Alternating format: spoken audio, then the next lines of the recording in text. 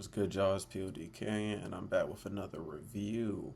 This is a more sober review of GTO, Great Teacher Onizuwa. Um, I got through the first 12 episodes, so I think that's a good like uh, wrap up point. Um, my fault, y'all. But yeah, I'm gonna just get right into it. 12 episodes. I enjoy this anime. It's funny. Um, the teacher is still we still call this Drake the anime because okay, I'm gonna just get into it. It's been about a minute, so I'm gonna start at the probably like the third episode or something. Pretty much like yeah, he gets the teacher job because I think in the last episode I talked about how he drove like 6 hours back and avoided the cops and everything. So he gets the teacher job, and the first thing, this is the perfect opportunity for some competent adults to actually lock him up. But the thing is, the vice principal definitely doesn't want him to be there because he got suplexed. But the principal is dead set on having him be there. So it's kind of like a given for him right now. But he finds out that he is not teaching high schoolers, but middle schoolers instead. And I think anyone who's watching this is reasonably concerned because already he doesn't need to be around kids in general. But I don't know how low his standards are. And that's kind of the uh, concerning thing. I can't lie. Um, but even he's I thought I was teaching high school. And he has a tantrum on the stage about it. And people are laughing at him and stuff like that.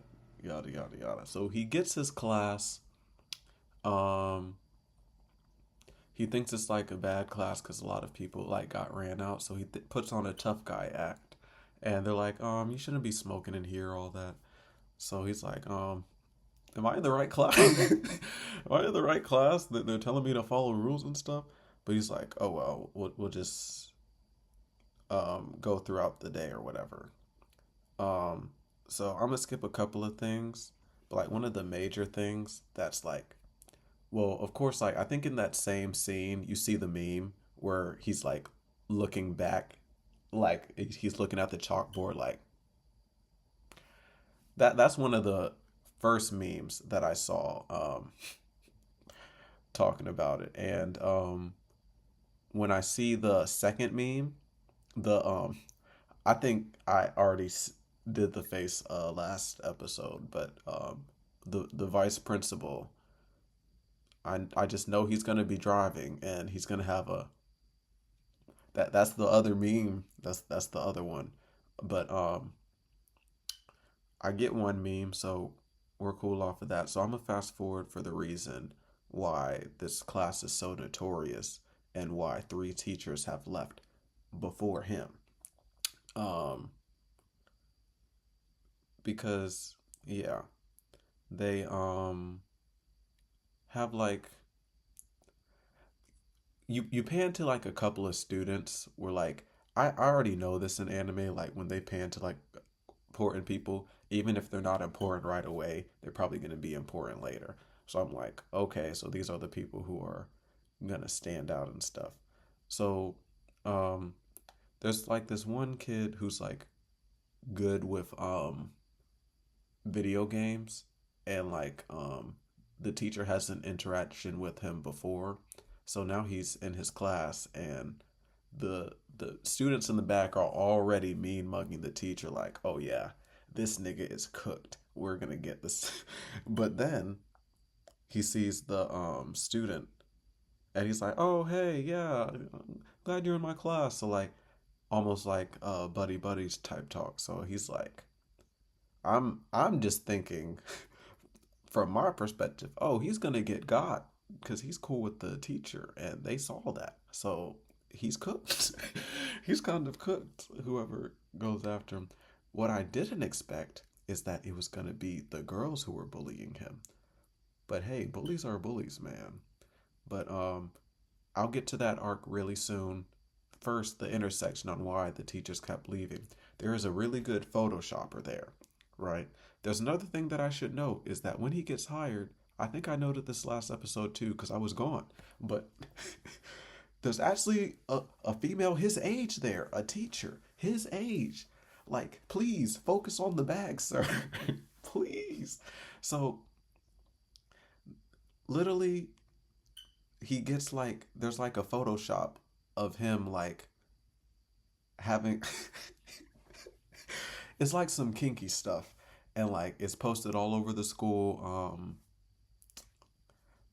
boards and everything. So then the female teacher who's interested in him, she sees the shit, and like, I have to give her grace because this is an older anime, but I know if you are like a 23, 22-year old teacher and you see some Photoshop, you should know off rip that that shit is fake.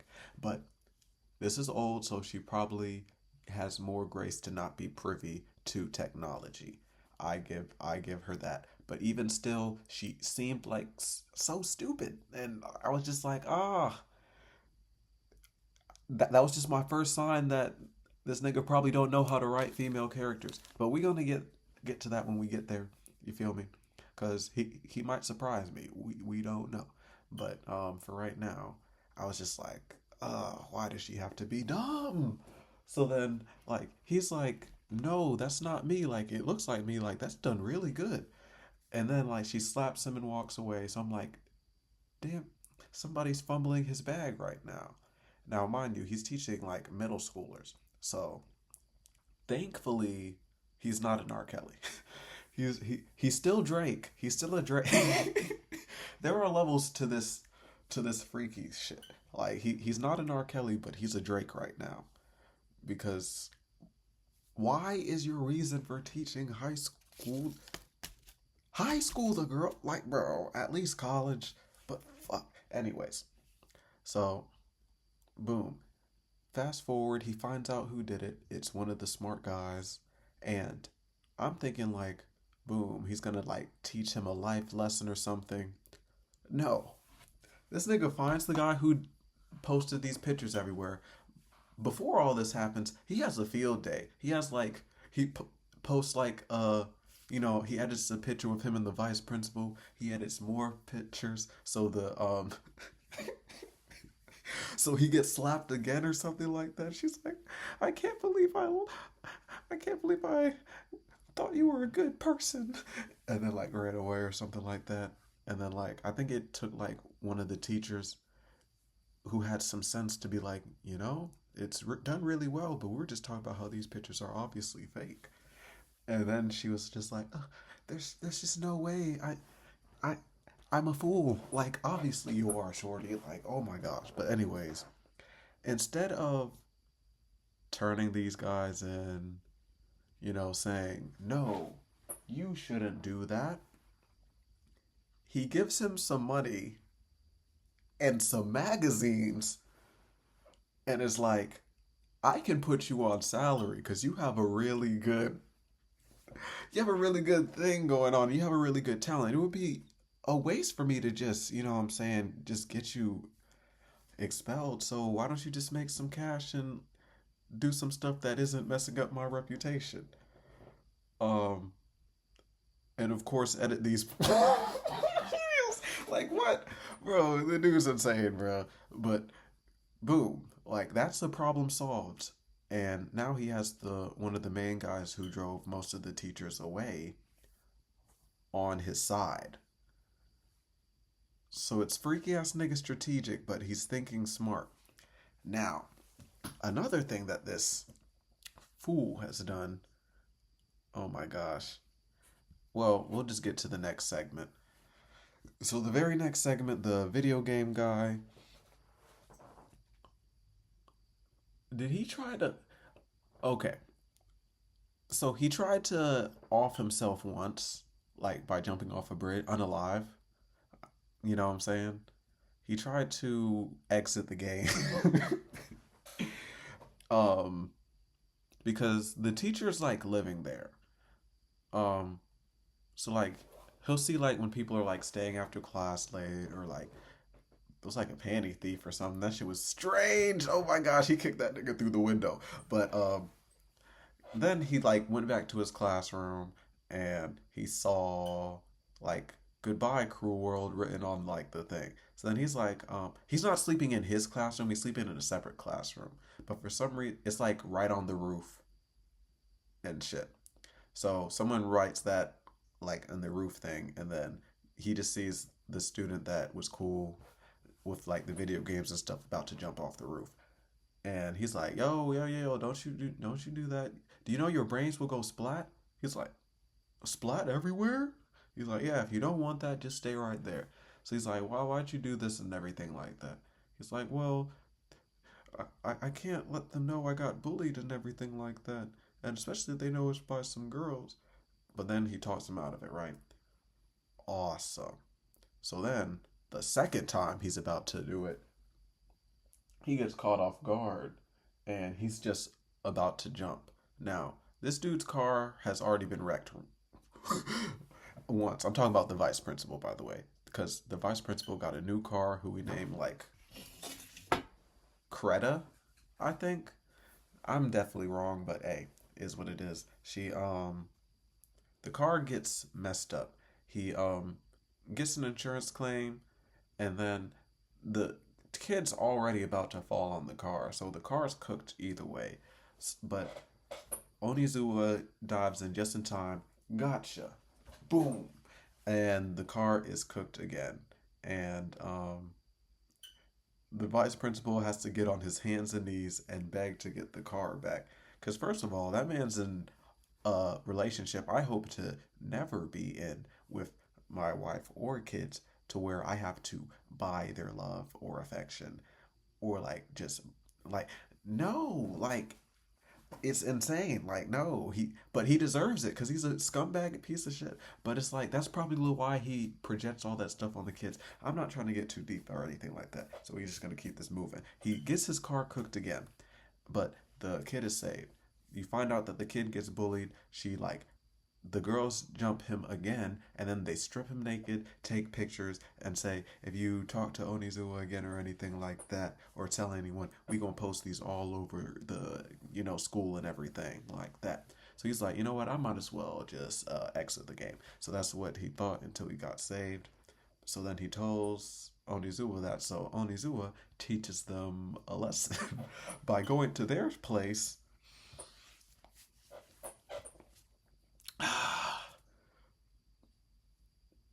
stripping them of their underwear and taking pictures of them and pretty much using that as collateral. So I'm thinking, this nigga is obviously cooked. Cause like, yo, you're wilding. Like, I know, like you're getting even, and the girls did the thing so wrong, but like I don't know. I feel like this is why the principal hired him because he's just crazy. This nigga's insane. Like the more I'm thinking about that shit, it's crazy. But anyways, we fast forward to next day and surprise surprise, the girls have told their mother. So the mother is at the principal's desk saying, "You need to fire this man right now." And she's like, "Hold on, we need to have a discussion with all of this." Um it's the next day. Onizuwa finds out that his arm is broken, and pretty much from when he saved the kid from falling and slammed into the car. So he goes to the hospital. So while they're, what I'm saying, she's like, "Bring Onizuwa here right now." She's like, "He went to the hospital for a broken arm." The principal thought it was an excuse, but the teacher was dead ass serious. He's at the hospital right now, and first of all, I don't know how he went to the hospital by himself, and then after he goes to the hospital, he decides, yeah, I'm gonna just try to escape for the rest of the time after I get bandaged up, because they're trying to have me stay here or something like that. So that's just the side quest of what's going on. So they're getting their committee together, and then you see like a little side image of the girls talking about how like, man, if your mom knew the whole story, you'd be grounded big time. But she doesn't. She thinks we're two innocent girls and all of this. And then you see the same dude who like photoshops everything just behind them in the same um, restaurant. And I already knew what time it was. I already knew what time it was. I didn't see the device, but I knew what time it was. Because he's on the teacher's side. So, boom. They're about to vote, you know what I'm saying? Because they're doing a student council meeting. Because that's how the daughter's um, mother is the student council president. So the mother is going to use her leverage as the student council president to have a student council meeting to just have the student council vote on Izuwa to be terminated immediately without any other further discussion. So that's what they're trying to do. They're about to vote that. And then Onizuwa walks through the door in a fucking monkey suit. I'm not fucking lying. He walks in there in a fucking monkey suit, holds them that little boxer game, and it's like, if I win, I'll leave no questions asked. But if you lose, you have to forget all of this. So obviously she's like, no, this isn't happening. Get off stage, you fool. Let's all vote right now. And then the student who was about to exit the game, he comes on stage, and the dude doesn't say anything, doesn't say a single word, just starts fucking stripping, getting fucking naked. But there's a point to this. But the lady's freaking out. She's like, "Sir, what do you do?" Oh, oh, and everything like that. So you see that there's bruises everywhere and like drawings and everything. And he's like, "Does this seem like your daughter's handwriting?" And then he pretty much says everything that happened to him. And then, you know how parents are with their children. There is no way my angel would ever do something like that. So, boom. As she's saying this, filling herself up with copium, you hear the loudspeakers come on. And then the same conversation that the daughters were having out loud about how, ooh, if she knew the whole truth about how you actually did that, you'd be in so much trouble. But she doesn't, and there's nothing you can do, and it all plays back. And then she's just shook. She's like, no, no, what am I hearing? This can't be. Tell me it's a lie. And then, the daughter's like, obviously, you just never listened to me. And then, like, um, it's partially the mom's fault, but she tried to put all the fault on the mom just because she was vulnerable in that state. But the teacher's like, nah, this is a time where y'all are both open to discuss and y'all need to discuss. So go with your mother and have that discussion. Good, sort of good. You know what I'm saying? Much better than the last interaction. But trying to think what happens next. Um, yeah, cause the dude gets his car back, but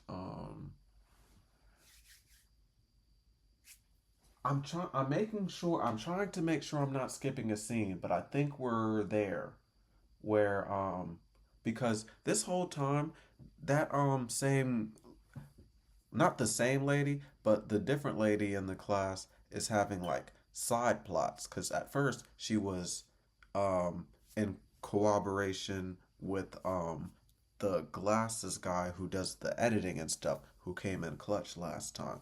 But now she's like, this will get him for sure. This will get him for sure. And I just remember listening to this like, oh my gosh, girl, give it a rest. When are we gonna get your backstory?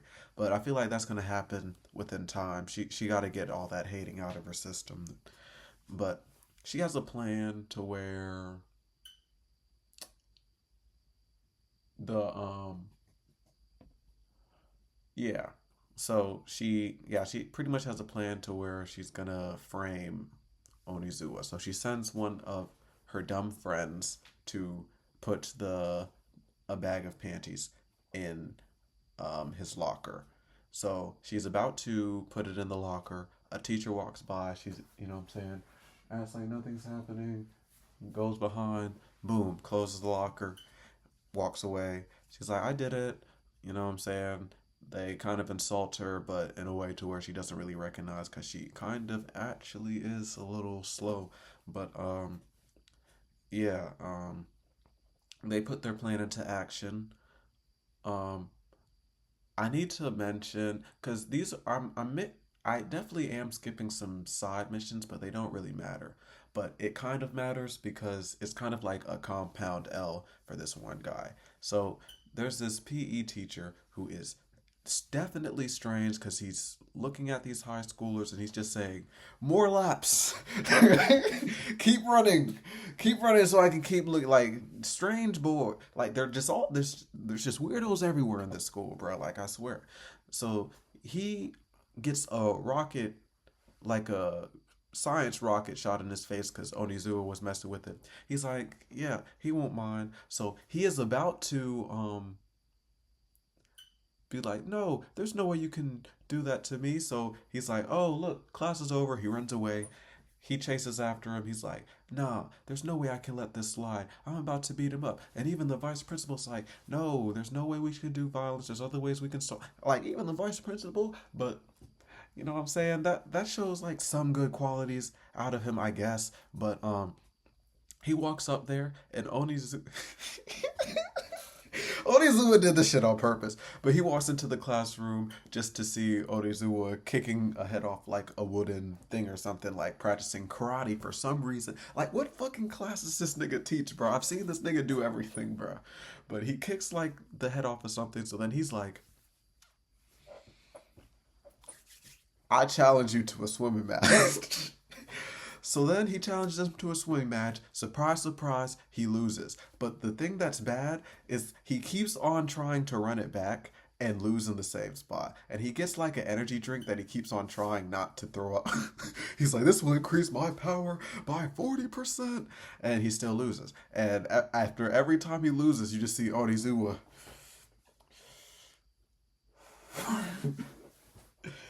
just like just stop it, bro. And the thing is, they were placing bets, and he was like losing the bet. So he was like, "Dang, since I won off the bet and I bet on myself,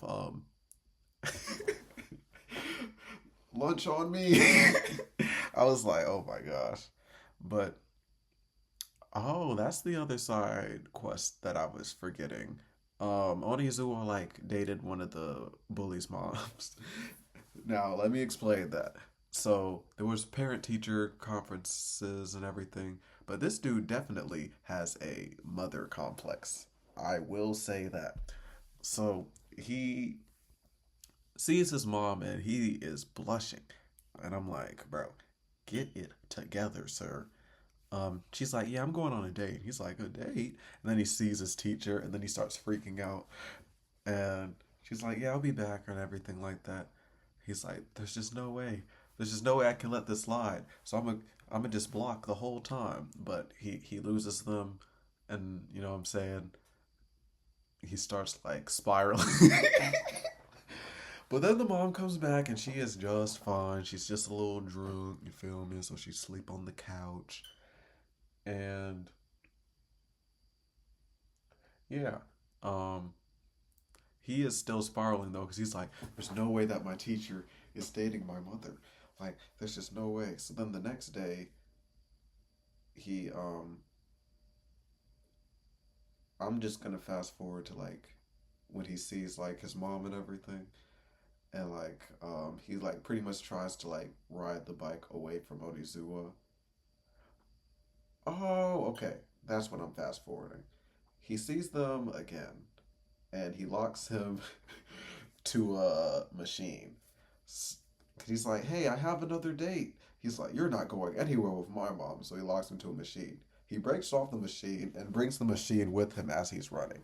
So then he takes his mom like on the passenger side of the bike and tries to ride the bike away. But he catches up to them on feet with the machine on his head.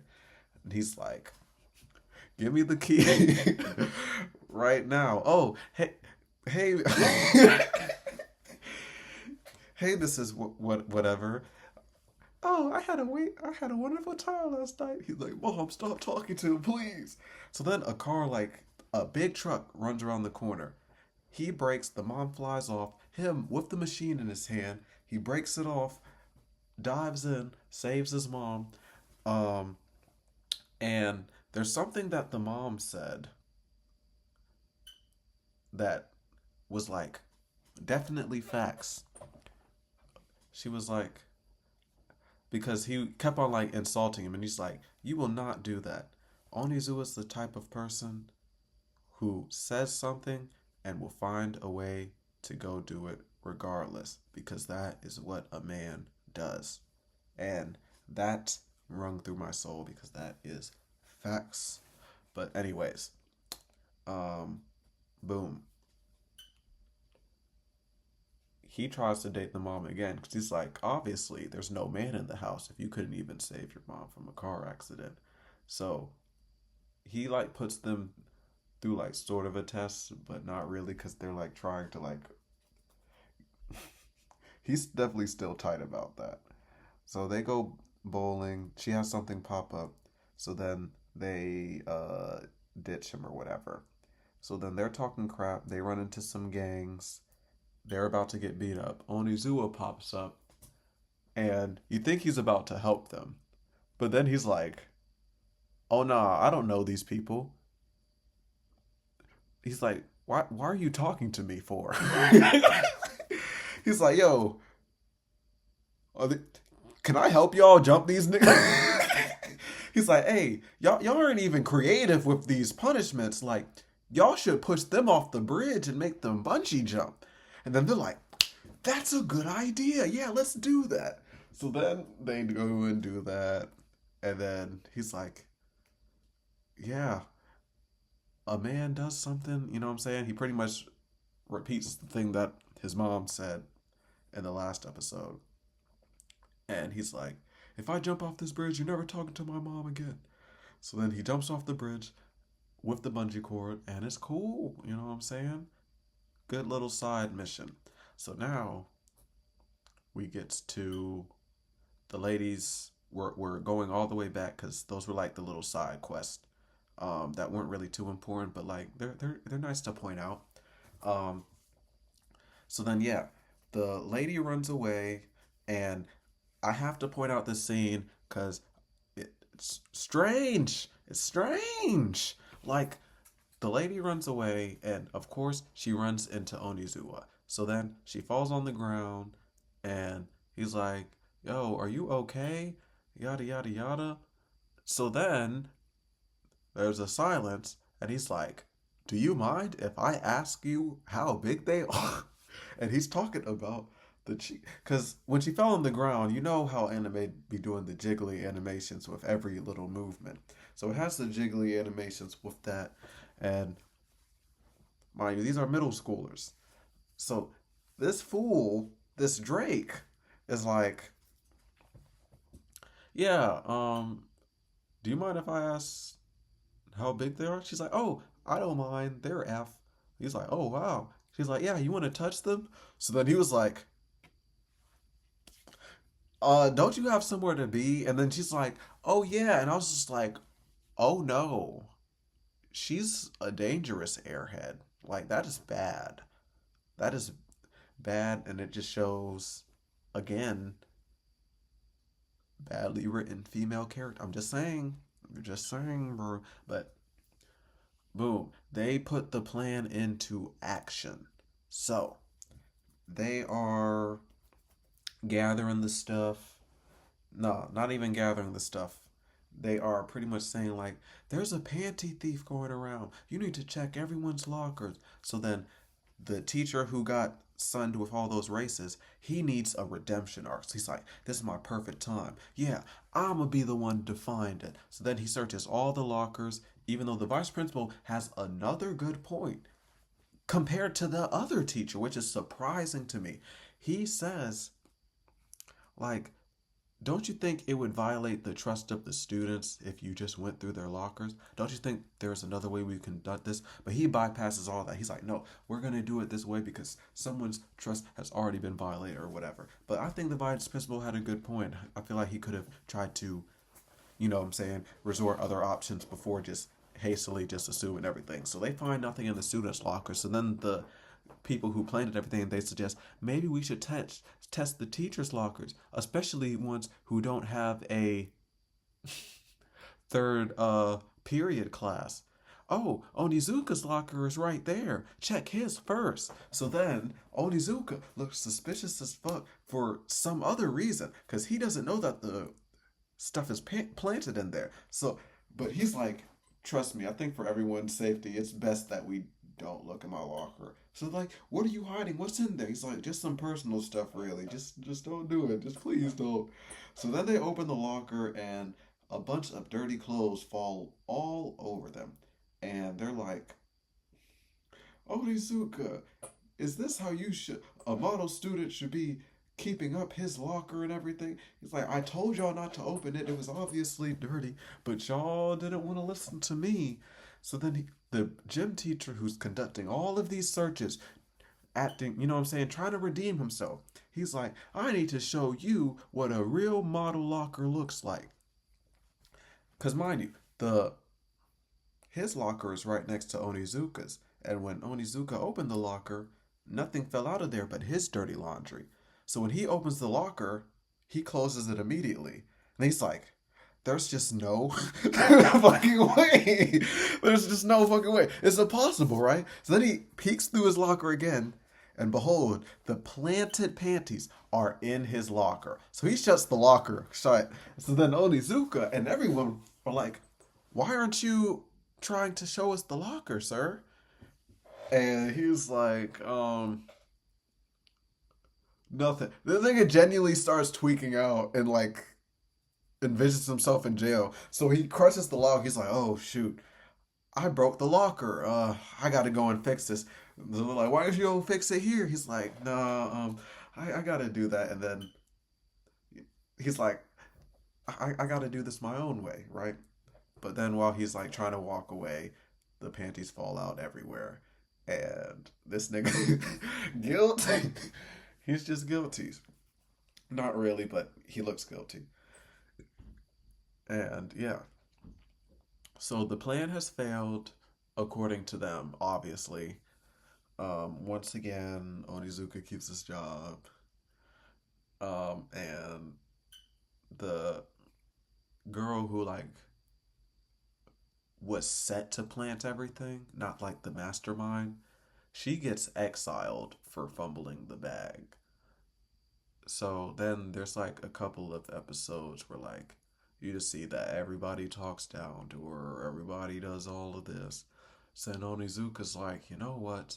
I think we need to help something or like, you know, have a plan in action. So there's a beauty pageant coming up, and the lady who made the plan and everything, she is thinking about entering. So what Onizuka does, first of all, this looks sketch as a bitch because he's like they were somewhere like at nighttime, but I don't think that scene was too important because I can't really remember it too well. But he gives her a number, and he's like, "Yeah, just go here." And then she's like, "Yeah, he told me to meet me here in this." And she has a Playboy bunny suit on. Then some weird guys from Playboy magazine pick her up. But then you gotta remember that this dude has his past life, and these are probably his past life buddies. So then he's like, you know what? I know what he was going for. Which, sir, what were you going for? What were you going for, bro? You were trying to send her to a bro. This is the same nuts nigga who walked up with the monkey suit on, thinking he was gonna get his job that way. But oh my gosh. So he, you know what I'm saying? They pull up or whatever, and the camera people actually get her right. They put her in a schoolgirl outfit, and they're all about to go into like the beauty pageant. And pretty much like she's not like mm, how can I say this?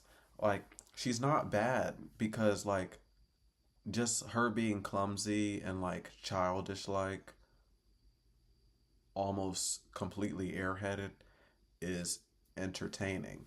So she does get leeway and lots of um definitely lots of crowd work. Now, I will exit out with the last scene because the last scene is like an acting portion. And I will say that that scene stuck with me personally. Like, um, just because, like, of the correlation that, not even correlation, it was like a parallel almost.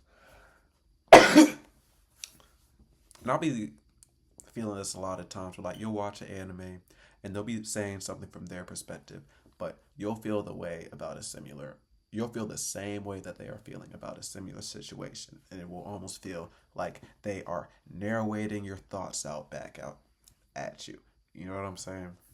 So pretty much the girl is airheaded, but she just always still really regarded the mastermind girl who's a part of the beauty pageant as well. Um, but like, mm, even still, it's like,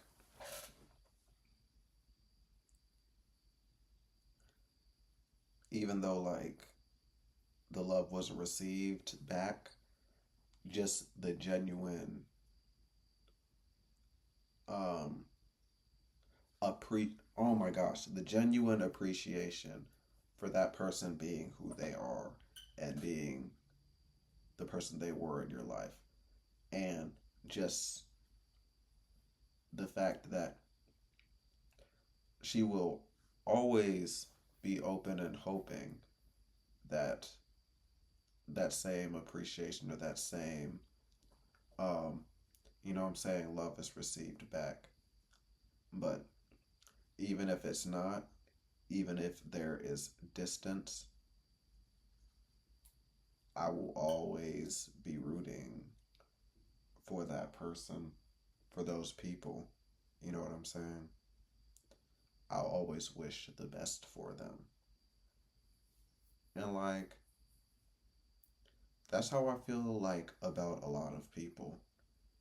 It's like I be really like reserved on like contacting people and everything. But if they were to contact me, if I don't if I don't pick up like right away, I'm calling back immediately. Like I'm always there for them. But I guess especially like with as time goes by, you start to feel like maybe your time isn't worth theirs. Like, you know what I'm saying? You're not worth their time. So you root from them from a distance. You know what I'm saying? And that love is never lost. But you still accept the way things are. And man, that hit me in the soul. I can't lie. I teared up a little bit hearing that. Um, and it wasn't even like the same relationship dynamic, but just the way she said it hit perfectly. I can't lie. So that was one of the favorite scenes. A little thing that's going on, like while the beauty pageant, is the kid with the mother complex. He, Onizuka is like just sitting there like eating food, and then every time he comes back, he's like, "Hey, can you do me a solid and get me some food?" Like he pretty much keeps on setting him back so he can't watch the beauty pageant. And then he's like, "You better not send me to do anything else." So he's like, "Okay, fine. I have one more thing to ask." So then, pretty much, this is how I'm explaining that like last acting scene. He takes his phone, context, the girl who is the airhead girl's like former friend throws it to her and uses that as like waits till it goes to a voice message, and pretty much what she like said in that moment was like the acting portion, but it also was a voice message to the girl who was treating her like that. Like, yes, I'm accepting how things are. I'll always want to be in your corner, always want to be there for you. I will always be there for you, but I know how things are, and I genuinely wish nothing but the best for you. And if you need me, I'll be there. I can't lie. For certain people, of course. But I think that's up to episode 12 because I did, like, you know what I'm saying, when you get into the binging mode, you get into the binging mode. So there was a certain point where, like, I saw the intro change and I was like, okay, that's where I'll, like, stop it for right now. Um, and then I'll either try to do one or two more parts because yeah, I can finish this in like a week realistically, but work and shit, I still be working. So I gotta see how the schedule is and shit, see how shit, you know what I'm saying, playing out. But damn, if you heard me, you know what I'm saying, yap for this long, this is like almost like a podcast type shit. Or maybe you just like revisiting Onizuka because you fuck with the anime. I'm fucking with it. Nigga's still a freaky eye. You know what I'm saying? But there's a lot of anime like that, so you just gotta look past it and look at the better qualities. And realistically, I'm starting to like see like a little bit, because this nigga's still crazy, and I kind of think that's the point. You kind of got to take a different approach to certain things and just not be scared of reactions. You know what I'm saying? Not and especially don't be scared to, you know what I'm saying, have another avenue of life, try another avenue. All of that. So yeah, that's my um that's my review for right now. Well, you know what I'm saying? We'll do this another time cuz yeah, I'm thinking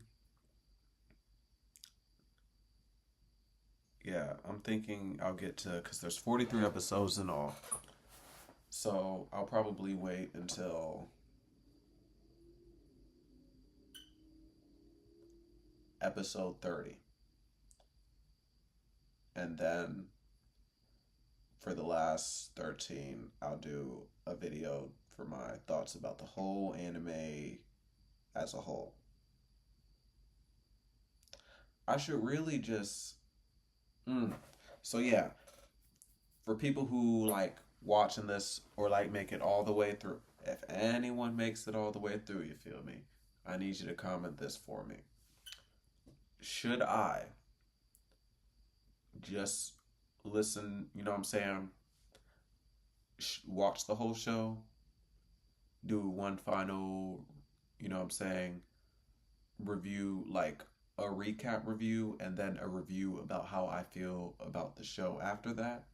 Or should I break it up, you know what I'm saying, into two videos and just talk about how I feel about the sections while I'm doing that? You let me know if you made it this far, man. I appreciate you. That is crazy, bro. Just hearing a random guy with 100 subscribers, yap, is crazy. But you the goat. I can't lie, bro. Got reactions coming. Got other stuff coming when the equipment gets better. Cause I'm looking a little grainy. Yeah, but we gonna get there. We gonna get there for sure. I appreciate you rocking with me. Y'all be great. Y'all be safe. Keep getting to that bag, and I'll catch you in the next video. Peace.